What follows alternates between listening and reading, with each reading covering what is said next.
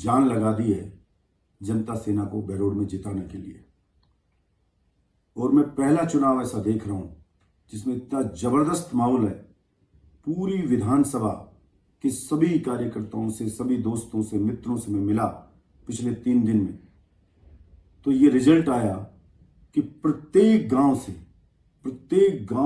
से इतना जबरदस्त माहौल है कि पिछली बार जहां मैं जिस गांव में तीसरे नंबर पे था, उन गांव में फर्स्ट नंबर पे हूं।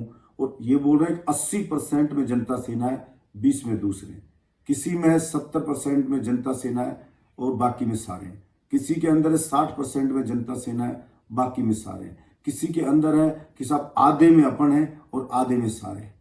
मात्र 2 गांव, विधानसभा के मात्र 2 गांव ऐसे मिले कि जिनके अंदर यह कोई फाइट है 2 गांव में। बाकी 2 के अलावा सभी के सभी गांव में बड़ी लीड के साथ जनता सेना जीत रही है। और अभी ना कांग्रेस के टिकट आए ना बीजेपी के टिकट आए, अभी सिर्फ खेमा है एक जनता सेना का और एक कांग्रेस बीजेपी के सभी उम्मीदवारों का।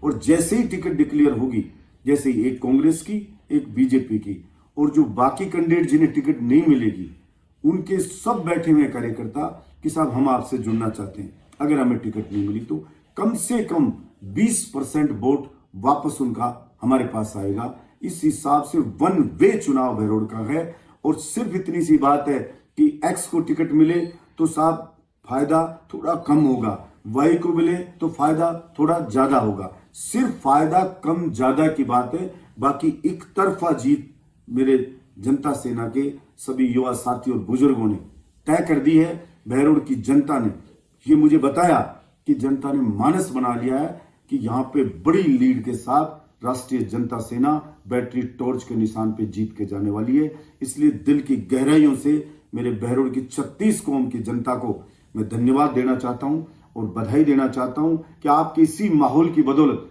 कोई भी पार्टी अभी तक टिकट डिक्लेयर करने में हिचकिचा रही है कि किसको दें, क्योंकि कोई भी कैंडिडेट की जमानत नहीं बच रही है। पहले सांसद को लड़ाने का था, लेकिन सर्वे हुआ कि सांसद इन सबसे तो मजबूत रहेगा लेकिन जीत नहीं पाएगा, तो सांसद जी स्वयं चले गए कि मुझे तो तिजारा लड़ना है, बहरोड नहीं लड़ना है। ये मेरे 36 कौम की जनता का टेरर है, ये मेरी जनता की ताकत है, जिसने बता दिया है कि बहरोड की जनता काम पे वोट करती है।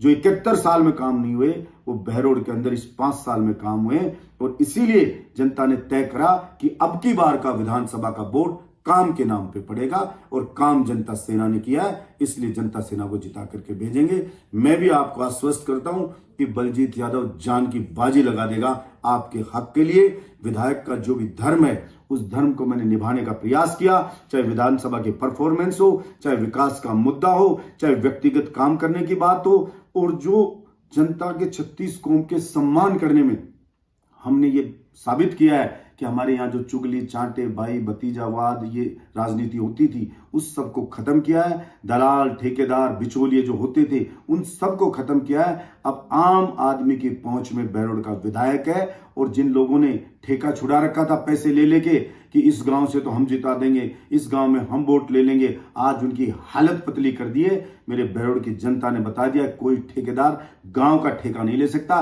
पैसे खा सकता है किसी उम्मीदवार के, लेकिन गांव से वोट नहीं डलवा सकता। ये बहरोड की जनता ने साबित कर दिया है। इसलिए उनका जितना मैं धन्यवाद करूं उतना ही कम है।